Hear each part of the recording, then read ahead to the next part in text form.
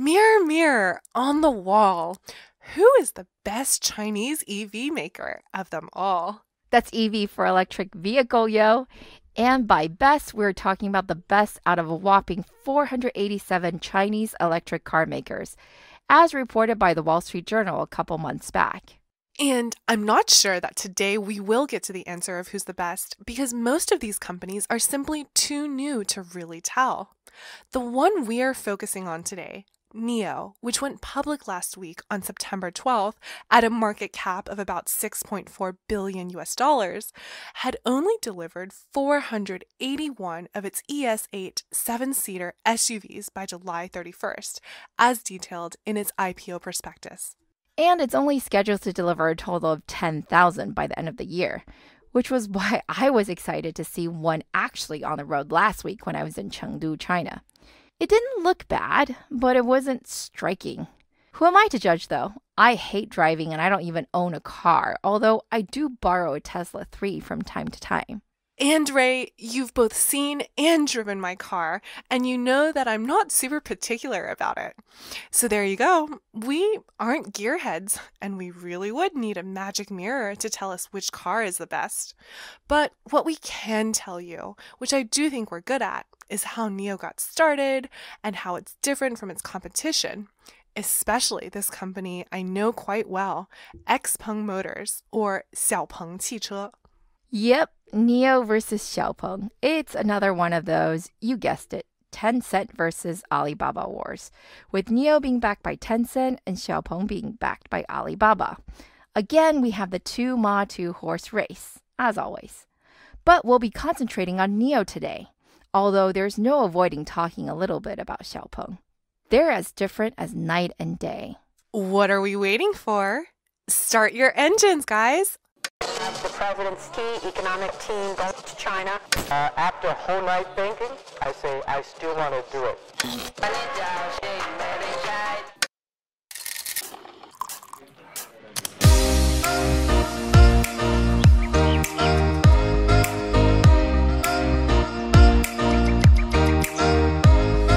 Hi everyone, we are TechBuzz China by Pandaily, powered by the Sinica Podcast Network. We are a new weekly podcast focused on giving you a peek into what's buzzing within the tech community in China. We uncover and contextualize unique insights, perspectives, and takeaways on headline tech news that don't always make it into English language coverage, so you can be smarter about the world of China tech. TechBuzz China is a part of pandaily.com, a new English language site that tells you everything about China's innovation. I am one of your two co-hosts, Ying-Ying Lu. And I'm your other co-host, Rui Ma. Shout out to some of our select listeners, David Denstedt, Christopher Lim, Su Kong Lee, Jackie Liang, Johan Bierman, and to all those who continue to give constructive feedback. Oh, and a very special thank you to our new partners at Deal Street Asia, who began syndicating our podcast this week. Hello, if you're listening to us from DSA.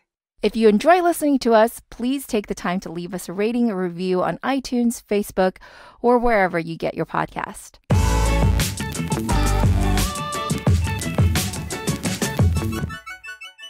If we want to talk about NIO, originally known as Next EV, we gotta talk about Li Bin, aka William Li, who is NIO's 灵魂人物, or NIO's heart and soul, and also its celebrity founder, chairman, and chief executive officer.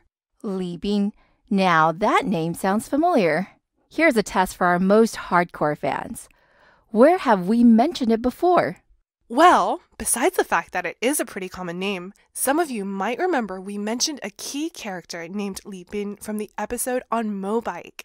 He was the angel investor who, legend has it, supposedly had the idea for an on-demand bike rental system and wrote the initial check for Huawei to execute the project. If you remember that from our earlier episode, you are definitely a tech buzzer extraordinaire and should tweet at us for swag. Seriously. But back to Li Bin. By the time Mobike was getting started in 2014-15, he was already quite famous, right? Yep, even though he is only 43 years old this year, he had his first IPO 8 years ago on November 17th, 2010 for a company called BitAuto, or Yiche Jituan. He was also founder and CEO and chairman there until January of this year, that is, when he abdicated the CEO role. However, he remains chairman. BitAuto, which trades on the NYSE under BITA, is about $1.6 billion in market cap these days. On its own website, it describes itself as a leading provider of internet content and marketing services and transaction services for China's fast-growing automotive industry. I think, though, TechCrunch explains it a little bit better by writing that it's, quote, Cars.com, Consumer Reports, and Auto Trader all rolled into one, unquote. All you really need to take away is that it's one of the leading car-related internet companies in China.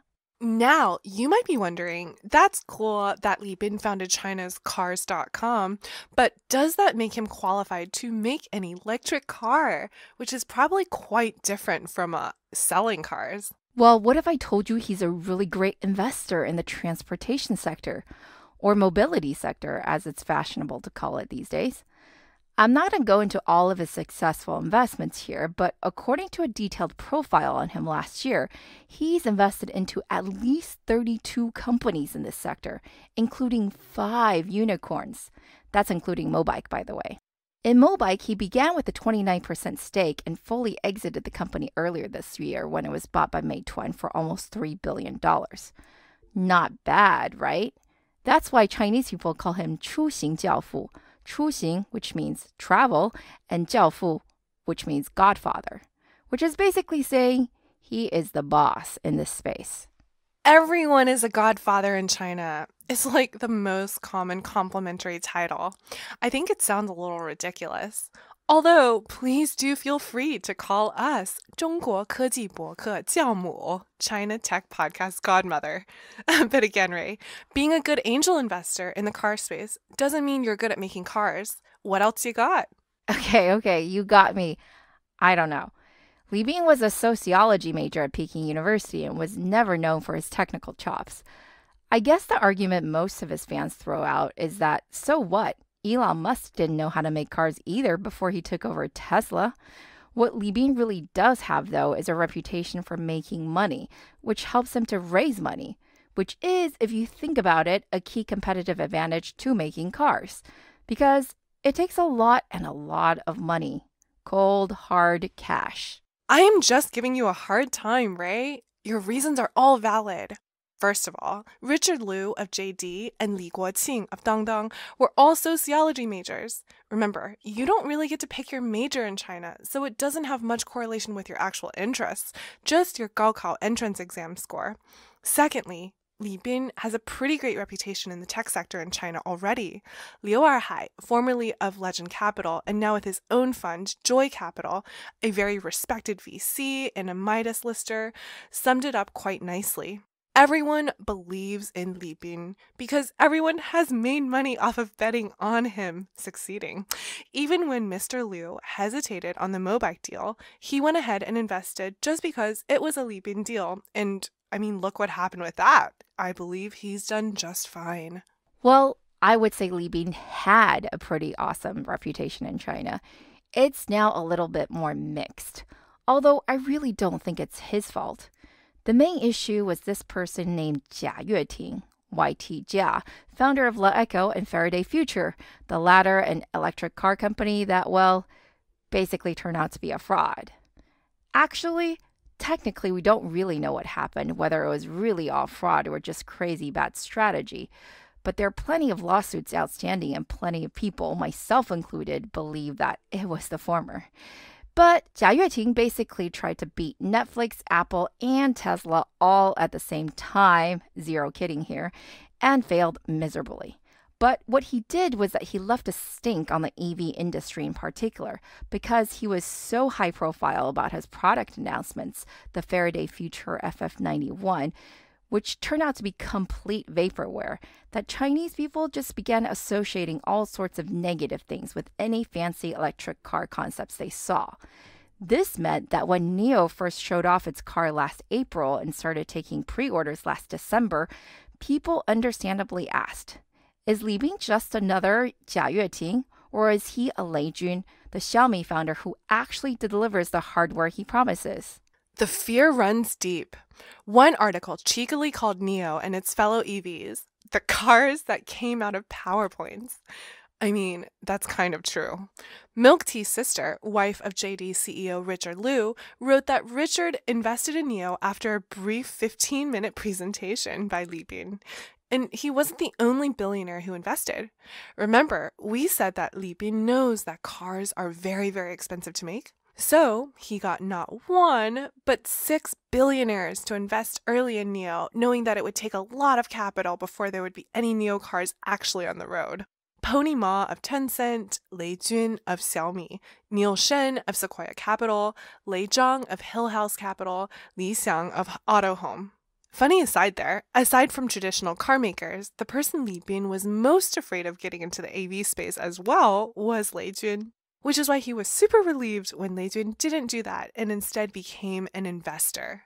Well, that worked because NIO raised about $2.5 billion in 4 rounds over 4 years before going public. But it's still losing money rapidly. It had $500 million net loss for the first half of this year, on a whopping $7 million of revenue from vehicle sales. That's right. The entirety of its revenue so far in the company's entire existence is literally the same as a median price of a house in Atherton here in Silicon Valley. That's a popular enclave, by the way, of many Chinese VCs and tech entrepreneurs. While the company still has $668 million on its balance sheet as of June 30th, most people think it was going to have to raise more capital quickly to really ramp up production. It decided to go IPO rather than do another private round. Why? We really don't know. The rumor is that Tencent, which owns about 13% of the shares and 22% of the vote, was unwilling to put in more money. It does own 5% of Tesla after all, so maybe Tencent was freaked out by the lack of profits and the immense need for capital they're seeing there. Either way, IPO plans were pretty concrete by April of this year, and SoftBank was rumored to participate. But funding was not secured. SoftBank pulled out last month. Although it was only supposed to be putting in $200 million, that made the IPO look even less attractive. You see, NIO was initially rumored to go public at $37 billion USD. Yeah, I honestly have no idea why, but that was a rumor on Chinese media back in December of 2017. There was a lot of exuberance back then, though, if you'll remember, around all Chinese pre-IPO tech companies. Anyway, when NIO's SEC filings came through, the number that NIO was supposed to raise was more like $1.8 billion.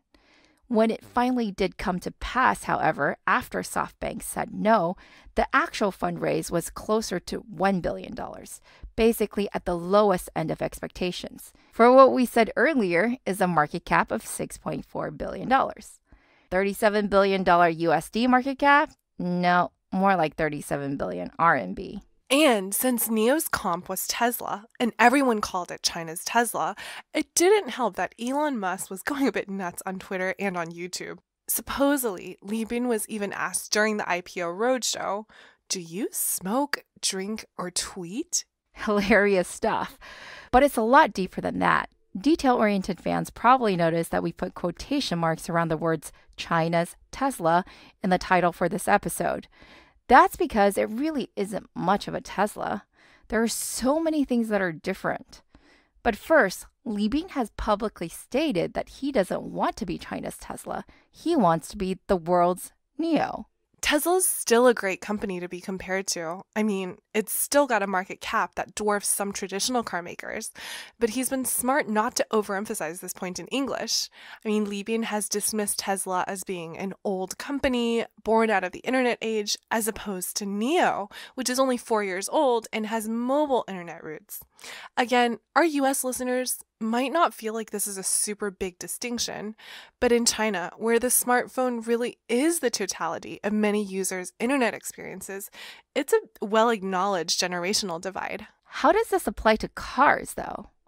Well, the first thing is that apparently, NIO believes this means they don't need to make cars. They don't need to make cars? Exactly right. NIO does not make its own cars. See what I mean by it's really not a Tesla?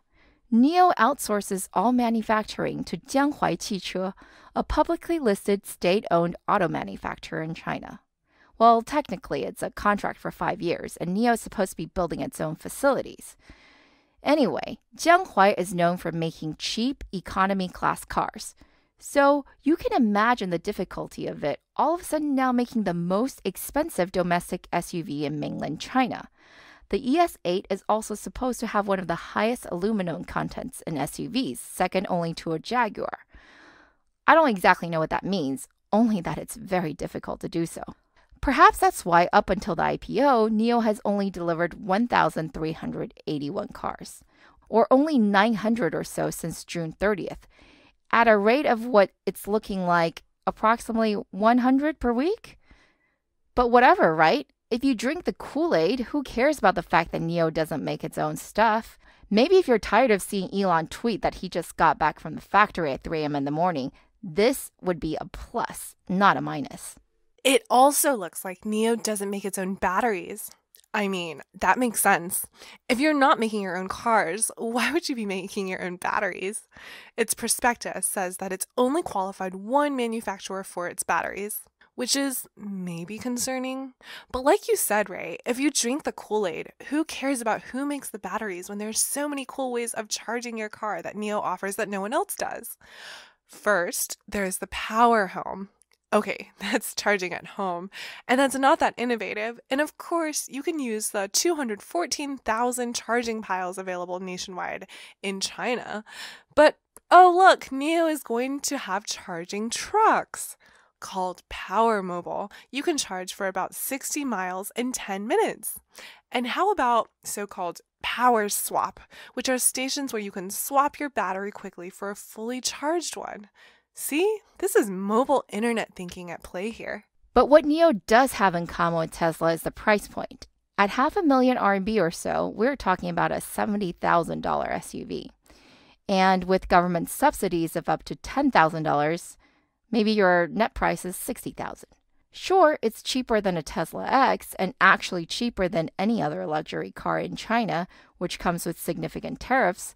But again, this comparison only makes sense if you really do treat NIO as a luxury brand. Is NIO a luxury brand? Well, Li Bin certainly is trying to make it into one. He said over and over again that NIO is a lifestyle, not a car. According to Liu Erhai, NIO is selling you a service, not a car. He thinks that's why Tesla won't win in China because, according to him, EVs are still rather difficult to maintain in China due to poor infrastructure, and so Chinese customers will need a whole chain of services that are localized for their needs. Can a foreign company really do that? He thinks not. I never drove a car in China, so I'm not really sure what he's talking about. But I can understand what NIO thinks is a quote-unquote localized service model. For example, I saw one of their flagship NIO houses in Shanghai just last week. I didn't get to spend too much time there, but it's a very, very fancy-looking showroom. According to the prospectus, it's not just meant to be a sales center, but also where NIO owners and prospective users get together and chill, like a clubhouse of sorts. I'm quoting from the prospectus here. NIO houses may feature a lounge for our users to relax and socialize, forums which consist of a theater and which we intend to be a place for gatherings, meetings, or presentations, labs which are bookable meeting rooms and workspaces, a library, an open kitchen, and a kids' joy camp. This is just so bizarre. I mean, in the US, car dealerships are literally the places you want to leave as soon as possible. No offense to any of our fans who work there. But it's China. And as you said, NIO houses are in prominent spaces in fancy shopping malls, not just some parking lot in the middle of nowhere. So it's possible. But I still find it a bit bizarre. Although this is not the first time I've heard of Chinese entrepreneurs applying the concept of user experience to an extreme. Didn't Li Bin also announce that he will hold 1/3 of his shares in a separate trust and give NIO owners a chance to give feedback on what to do with the profits on those shares? Yeah, he also said he wants to reach 100% user satisfaction as his KPI. But I am so confused. As a driver, my satisfaction comes from driving a vehicle that I know will keep me safe and is easy to maintain. I don't need to meet the other 500,000 NIO app users or hang out with them at the 7 NIO houses. Well, guess who agrees with you? Xpeng Motors, or Xiaopeng汽车, the other high-flying EV unicorn in China right now with an internet DNA. It's already raised $2 billion and also has a celebrity entrepreneur, He Xiaopeng, who co-founded UC Web, a leading web browser that was eventually acquired by Alibaba in the largest internet M&A deal at that time. As we mentioned in this episode's introduction, Alibaba is also a big investor in Xpeng, and while they already raised 4 billion RMB so far this year, supposedly they're looking to raise another 6 billion RMB, or basically $1 billion by the end of this year. Well, like NIO, Xiaopeng doesn't make its own cars. It also outsources to an auto manufacturer. It does have a drastically different price point at just $35K USD or so, half the price of a NIO. However, instead of building fancy customer experience centers, Xiaopeng has been focused on building infrastructure, putting in chargers all over the country. It also hasn't delivered cars in volume yet, but claims that's because it's being extra careful. Everyone else is delivering their version 1.0 models, but we are taking our time because we want to deliver a version 2.0 car. That's what He Xiaopeng is fond of saying anyways. It's kind of true. They basically gave their employees the first 400 cars to test. The feedback of those employees led to changes which will be reflected in the cars being delivered later this year. Xiaopeng is widely regarded as one of the main non-traditional contenders for EV glory, although, as we've said earlier, there are almost 500 such companies now in China, and 3 others, WM, Weima, Byton, and Youxia, are in unicorn category.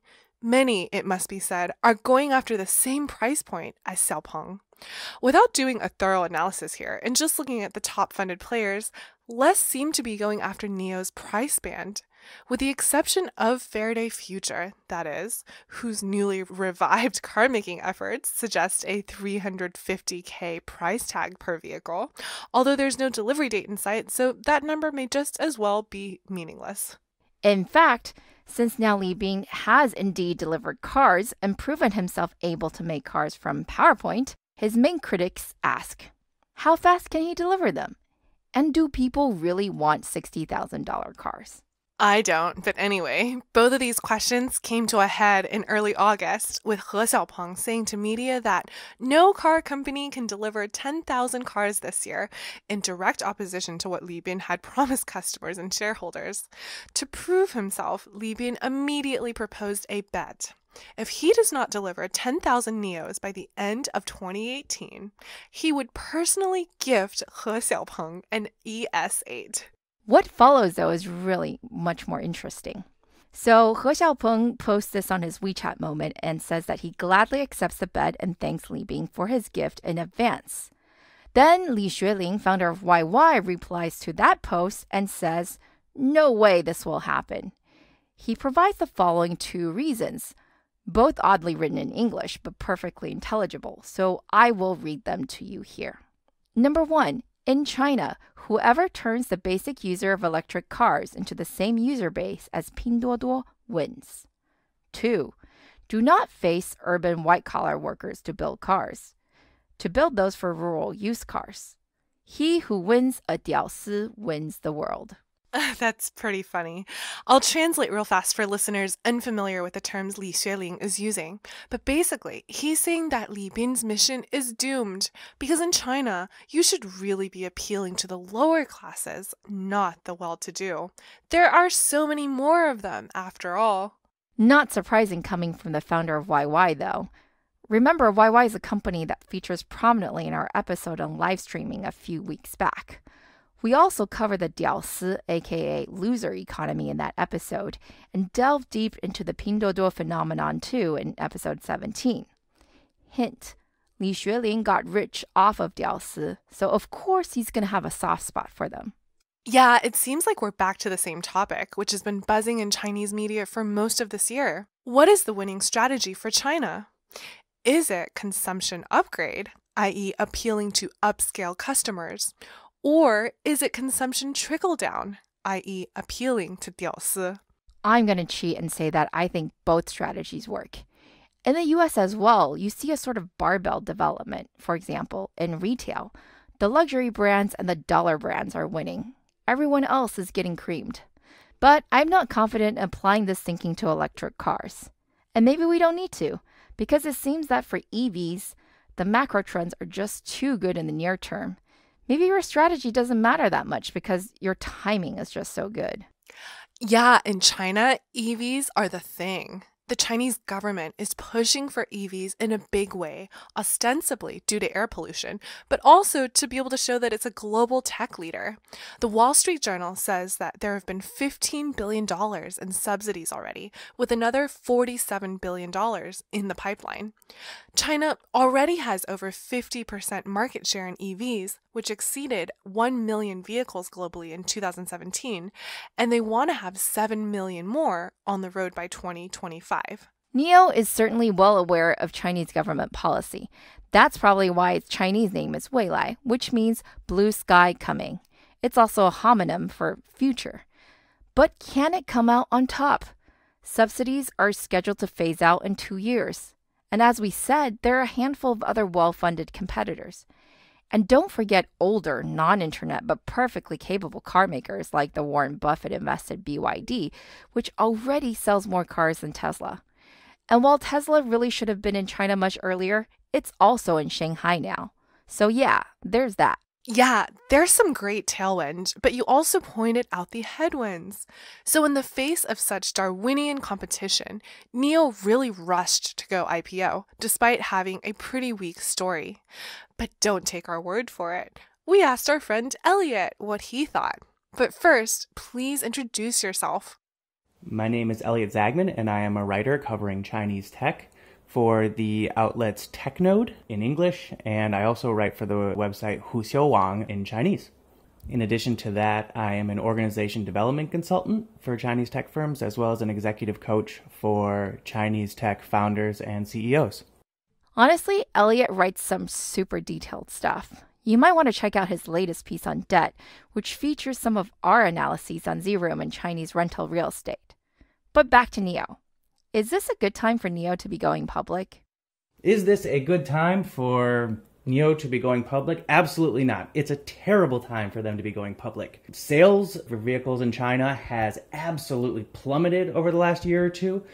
And then in addition to that, I think we're now seeing just how difficult it can be to mass produce electric vehicles. We're seeing this with Tesla, and then we're also seeing this with companies like Faraday Future. But it is really, really costly, and you need a very, very long runway. So they need this money, but credit is drying up in China. It's very, very hard to get private financing right now in China, especially for something like this. They're not going to be able to pay back their investors in the near term. So I think that's why they're going public, is that they need cash, even if it is the wrong time for them to be doing it. We really couldn't find too much support online that NIO was ripe for a blockbuster IPO, which kind of explains why, as we've already described, it priced at the low end of its offering and traded flat the first day.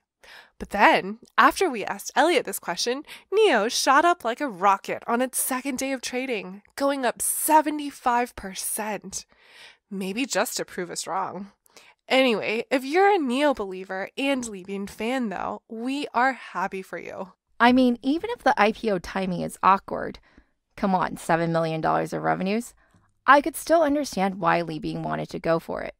First, it's likely that he really is running out of money. Making cars is super expensive, and NIO has 3 billion RMB of debt due mid-next year, apparently. And I couldn't follow all the math exactly, but it was reported that he might be losing $30,000 per vehicle right now just in costs. Of course, with economies of scale, that should go down. But more worryingly, while he does have 16,000 pre-orders, only 6,000 of those customers paid a deposit of 6,000, with most of the customers paying a nominal 700 yixiangjin, or intention fee, which makes the demand for NIOs a lot more questionable. Yeah, new orders in July was 1,900, and in August was just 1,600.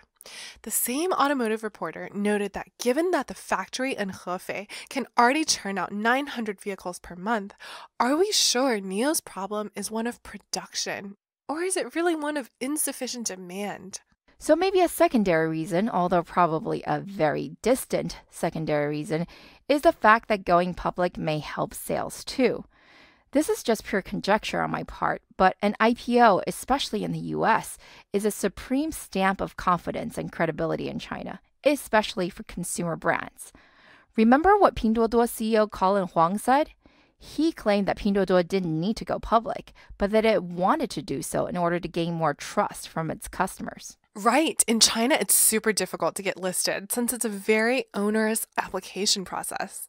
The wait time is a few years. And then you have a minimum 1 year, maybe multi-year lockup.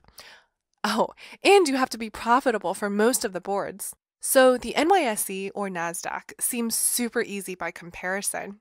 But many Chinese people don't get that. They don't differentiate, and they think that the US government has done an incredible amount of due diligence on the companies listed here, and that they've put their stamp of approval on it. It's a common misconception, and I encounter it all the time. And it could work a wee bit in NIO's favor. They're a listed company now, after all. Consumers might think they're more trustworthy. All right, what do you think, guys? Is NIO going to win over China? And later the globe with its amazing customer experience? Or is competitor Xiaopeng better suited? Because after all, he who wins a 屌丝 wins the world. Tweet at TechBuzz China and let us know your thoughts.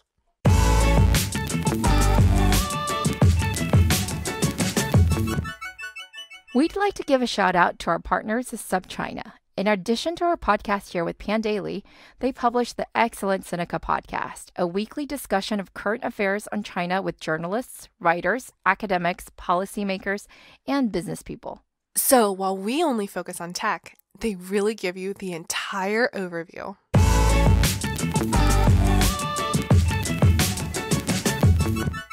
Okay, that's all for this week, folks. Thank you for listening. We really enjoyed putting this together, as always, and we're open to any comments or suggestions. You can find us on Twitter at @ThePanDaily, at TechBuzz China, and my personal Twitter account is spelled GINY. And my Twitter is spelled RUIMA. We'll be back here same time next week. TechBuzz China by Pan Daily is powered by the Sinica Podcast Network. Pandaily.com is a new English language site that tells you everything about China's innovation. Our producers are Carol Yin and Kaiser Guo. Our intern is Wang Meng Li.